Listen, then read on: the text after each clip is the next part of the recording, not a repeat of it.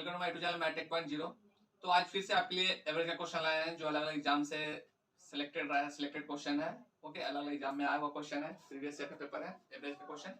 तो आपके लिए बहुत इंपॉर्टेंट है, इसको मिस मत करिएगा। और अगर पहले वाले लेक्चर मिस कर दिए हैं तो आई बटन में क्लिक करके जरूर देख लीजिएगा, ठीक है। वो यहाँ पे हम लिंक डाल दिए हैं, यहाँ पे आप देख सकते हैं। तो चलिए आज का क्वेश्चन है नंबर 1, ठीक है। 4 बहनों की औसत आयु 7 वर्ष है। यदि माँ की आयु भी शामिल कर दी जाए तो औसत आयु 6 वर्ष बढ़ जाती है। तो माँ की आयु निकालना है। देखिए फार्मूला वही है जो कल आपको बताए थे, फिर से फार्मूला आपको रिवीजन करवा देते हैं। देखिए एवरेज इक्वल टू होता है sum of observation by total number of observations, ठीक है। तो यही फार्मूला आज फिर आपके लिए है। और क्वेश्चन देखिए एक ही फार्मूला पे मैथ्स का सिलेबस फिक्स है, जितना एक्सरसाइज है उतना ही फार्मूला है, बस उसी को कांसेप्ट आपको समझना और सारा प्रॉब्लम आपको डील करना। क्वेश्चन बहुत आसान रहेगा। तो यहाँ पे क्वेश्चन है आपका, अभी बताया है कि 4 बहनों की औसत आयु 7 वर्ष है। देखिए औसत आयु लिखा हुआ है 7 वर्ष है, तो हम 7 वर्ष लिख दिए हैं, ठीक है। और औसत आयु 7 वर्ष है, ये 4 बहनों की आयु। तो सम इसका क्या हो जाएगा, देखिए 4 बहनों का जो सम हो जाएगा ना, 4 बहन तो 4 है, तो सम निकाल लेंगे यहाँ से। सम बराबर कितना हो जाएगा, 7 चौके 28, डायरेक्ट कर लेंगे हम लोग, 4 7 28, ठीक है। देखिए एकदम सिंपल है, जो फार्मूला बताएंगे बस उसी तरह बताएंगे आपको। और नेक्स्ट कंडीशन लिखा है ना कि यदि माँ की आयु भी शामिल कर ली जाए तो औसत आयु 6 वर्ष बढ़ जाती है। तो औसत आयु बढ़ जाता है। देखिए औसत आयु 6 बढ़ रहा है, पहले औसत आयु 7 वर्ष था, अब उसमें 6 वर्ष और हो गया, तो कितना हो गया, 7 6 13, टोटल 13 वर्ष हो गया। अगर माँ का भी उम्र शामिल कर लेते हैं, माँ को भी शामिल कर लेते हैं, औसत आयु 13 वर्ष हो जाएगा। 7 + 6 13, ठीक है। देखिए ऐसे लिख देते हैं, चलिए ऐसे नहीं समझ आ रहा है तो पहले 7 था, अब माँ का लिखे तो माँ का यहाँ पे प्लस हो गया, ठीक है। ध्यान दीजिएगा एवरेज में बढ़ जाता है, 6 वर्ष बढ़ जाती है, तो इसका सम क्या हो जाएगा, माँ का कितना हो जाएगा। अब पहले 4 था, एक 4 बेटी हो गई, एक माँ होगी, तो 5 हो गया, नंबर ऑफ कैंडिडेट 5 हो गया यहाँ पे। तो अब यहाँ पे देखिए सम जो इसका निकालेंगे ना हम लोग सम, तो 7 6 13 गुने 5, तो कितना हो जाएगा, 13 5 65, टोटल हो जाएगा 65। तो यानी पांचों व्यक्ति का जो उम्र का योग हो गया ना, वो 65 हो गया। इसमें 4 व्यक्ति का उम्र का योग है, देखिए 4 है number of, total number of observation यानी टोटल नंबर ऑफ कैंडिडेट यानी कि व्यक्ति जो था ना घर में बहन, वो 4 था, तो इसमें 28 हो गया। इसमें क्वेश्चन ये कहा है ना, तो माँ की आयु निकालिए। तो माँ की आयु हम इसमें यूज किया है ना, तो माँ का आयु यहाँ निकाल देंगे। तो माँ का आयु कितना हो जाएगा, माँ का उम्र निकल जाएगा 65 में से 28 को घटा दीजिए, तो कितना हो जाएगा, 15 में से 8 जाएगा, तो 15 में से 8 जाएगा तो 7, यहाँ बचेगा 5 में से 2 जाएगा तो 3, ठीक है। ये आपका आ गया 37 वर्ष। तो 37 वर्ष ये क्वेश्चन आपका है ए नंबर में। देखिए ये ऑप्शन है ए का। आई होप आपको क्लियर हो, बहुत आसान है, सारा एकदम आसानी से बनेगा, बस कंसेप्ट आप समझ लीजिए। ओके, तो फटाफट नेक्स्ट क्वेश्चन है क्वेश्चन नंबर 2।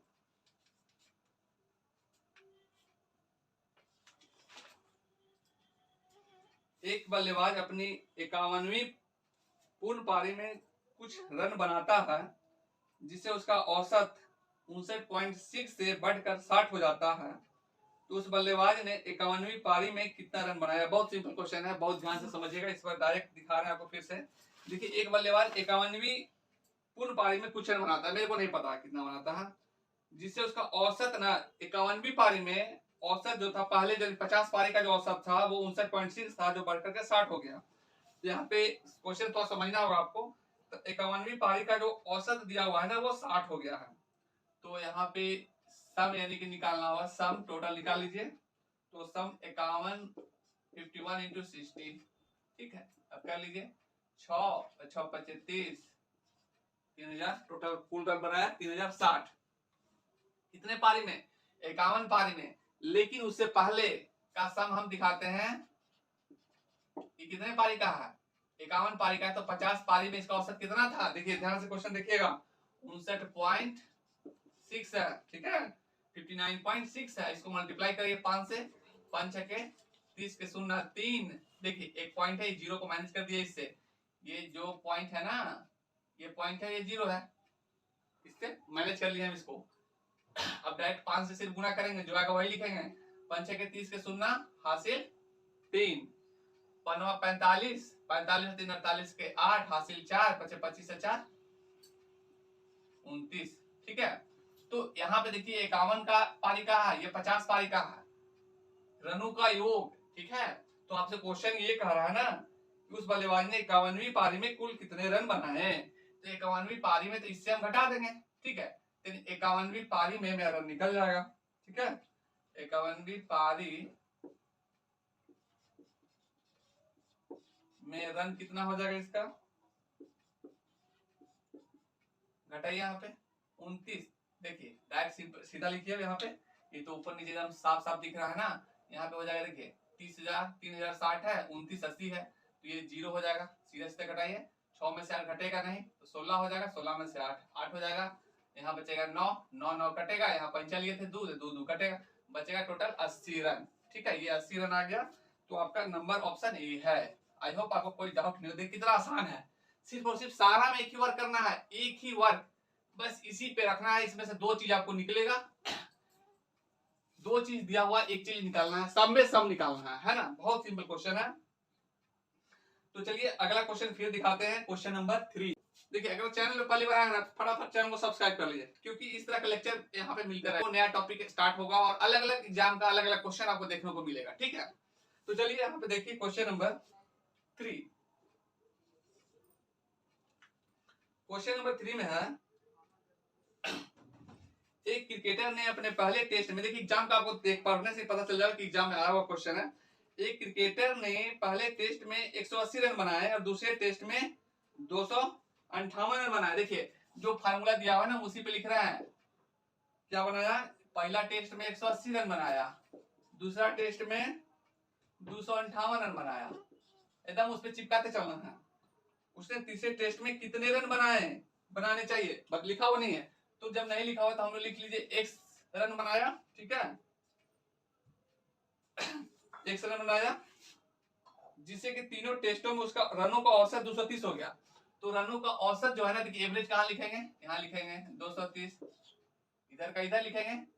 और कुल कितना मैच खेला, कुल कितना टेस्ट मैच खेला, मात्र और मात्र 3 ही टेस्ट मैच खेला। ठीक है, बस आपका बन गया। ध्यान दीजिए, x का निकालना है मान, बस आपका रिजल्ट आ गया। तो यहाँ पे सीधा सीधा करना है, इसको यहाँ गुना कर देना है। ओके, या फिर इसको लिख लीजिए, पहले जोड़ लीजिए 8, यहाँ पे 8 + 0 8 हुआ, 5 और 8 13 के 3। ठीक है, हासिल 1 2 1 3 और 1 4। अब इसको और एक चीज और बच गया, यहाँ पे प्लस x भी बच गया आपका, बराबर इसको 3 से गुना करिए, 3 को 0 से गुना करेगा 0 होगा, 3 3 जा 9 हो जाएगा, यहाँ पे 3 3 के 9 और 3 2 का 6 हो जाएगा। ओके, तो अब यहाँ पे देखिए सिंपल कैलकुलेशन है, x बराबर 690 माइनस, इसको उठा प्लस है इधर, उठा के बराबर किधर लाइए, हो जाएगा -4 3 और 8 आपका आ गया। और इसको घटा करके निकाल लीजिए, यहाँ पे 0 है ना, तो 10 में से 8 गया, 2 पंचा ले लीजिएगा 9 से, यहाँ बचेगा 8, 8 में से 3 जाएगा तो बचेगा 5, और यहाँ बचेगा कितना 1, यहाँ बचेगा आपका सॉरी यहाँ तो 2 बचेगा, देखिए यहाँ पे 0 है ना, 10 10 में से 8 गया 2, बचेगा 8, 8 में से 3 जाएगा 5, अब 6 में से 4 जाएगा तो 2। टोटल कितना रन हो गया 252। और ऑप्शन देख लीजिए कितना नंबर में ऑप्शन दिया हुआ है 252, ये डी नंबर में दिया हुआ है। बस आप देख करके ठीक कर लीजिए। देखिए बहुत इंपॉर्टेंट क्वेश्चन है, इसलिए ध्यान से देखिएगा। और चैनल पे पहली बार आए तो चैनल को सब्सक्राइब कर दिए, लाइक करिए, दोस्तों को शेयर करना मत भूलिए, क्योंकि आपको दोस्तों को हो सके तो बेनिफिट इससे मिल सके। चलिए तो आगे देखते हैं क्वेश्चन नंबर 4। क्वेश्चन नंबर 4 में है, देखिए 8 व्यक्तियों के औसत भार में 2.5 केजी की वृद्धि हो जाती है जब उसमें 56 किलो भार वाले एक व्यक्ति के स्थान पर नया आदमी आता है। तो नए आदमी का भार बताना है आपको। देखिए 8 व्यक्तियों का औसत भार में 2.5 केजी की वृद्धि होती है। बहुत सिंपल क्वेश्चन है, ये तो डायरेक्ट हिट कर लीजिएगा क्वेश्चन नंबर 4। ठीक है, देखिए 8 व्यक्तियों के भार में औसत भार में 2.5 केजी की वृद्धि होती है। तो भार में वृद्धि कितना हो रहा है, भार में जो वृद्धि हो रहा है ना, भार में वृद्धि वो देख लीजिए। वृद्धि कितने का हो रहा है? तो 8 गुने 2.5 तो 25 यानी 20 केजी का भार में वृद्धि हो जा रहा है। ठीक है, क्लियर है। जब उसमें 56 केजी भार वाले एक व्यक्ति के स्थान पे नया आता है तो नए आदमी का भार, ध्यान दीजिए क्वेश्चन को, बस क्वेश्चन हो गया। बोला ना कि जब एक 56 किलो वाले भार के व्यक्ति के स्थान पे जब कोई नया व्यक्ति आता है उस कंडीशन में औसत में 2.5 केजी का वृद्धि होता है। ठीक है, उस कंडीशन में जब 56 किलो का जो व्यक्ति जो निकला, मान लेते हैं टोटल 8 व्यक्ति था, जिसमें से एक 56 किलो का जो व्यक्ति था वो निकल करके जो दूसरा व्यक्ति आया, जैसे ही आया ना उसमें 2.5 केजी का औसत में यानी टोटल औसत में एवरेज में वृद्धि हो गया, इंक्रीज कर गया, बढ़ गया। तो अब ये जान लीजिए कि जब 56 किलो का के बाद जब दूसरा आया था ना, यानी 56 किलो के बाद बढ़ा कितना, 20 किलो, 56 किलो निकला था तो 56 प्लस 20 जो नया व्यक्ति जो आया था, नया व्यक्ति